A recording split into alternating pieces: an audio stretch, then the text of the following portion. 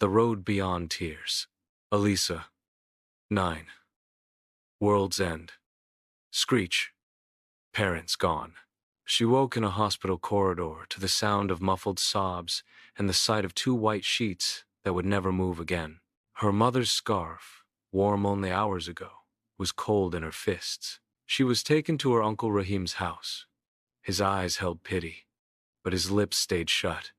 Beside him, Aunt Shirin's gaze was as sharp as a winter wind. "Put your bag in the storeroom," she said. "You'll learn to pull your weight here." From that day, the house became a prison made of chores and insults. Dawn meant sweeping cold floors. Nights meant scrubbing pans until her fingers ached and cracked. If she cried, Shirin's voice would slice the air. "Stop your noise! Tears don't cook rice." So Alisa learned to bury her sobs deep, where no one could find them. But kindness sometimes finds cracks in the hardest walls. Old Miriam, the neighbor, would lean over the fence in the early mornings. "Here, child," she whispered one day, pressing a battered book into Alisa's hands. "When life turns its back on you, these pages will face you." Alisa read in stolen minutes under the bed, behind the kitchen door, late at night by candlelight. Words became her secret ladder out of the darkness. Every chapter gave her a glimpse of another life, one where love didn't have to be earned by work or silence. Years passed.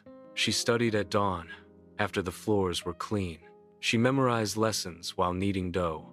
And one day, a letter arrived. She had won a scholarship to a city college. Her hands trembled as she read it. Aunt Shirin frowned but said nothing. Uncle Rahim looked away, perhaps afraid his eyes would betray pride. The city was not easy. She worked in a library by day, studied by night, lived on bread and tea. But it was hers, her time, her choices, her dream, slowly taking shape.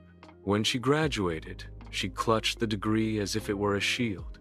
In the audience, old Miriam sat with trembling hands and shining eyes. Alisa's own eyes burned as she whispered in her heart, "For you, Mama, Baba, and you, Miriam Auntie."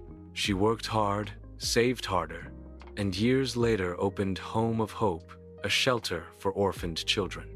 She painted the walls in bright colors, filled the rooms with laughter, and stocked the shelves with books like the one Mariam had given her. One golden evening, a little girl ran up to her, breathless, and wrapped her arms around Alisa's waist. "Will you be my family?"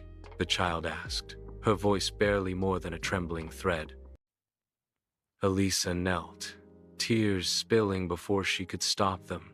She pulled the girl close, smelling the faint scent of soap and sunshine in her hair. "Yes," she whispered, her voice breaking.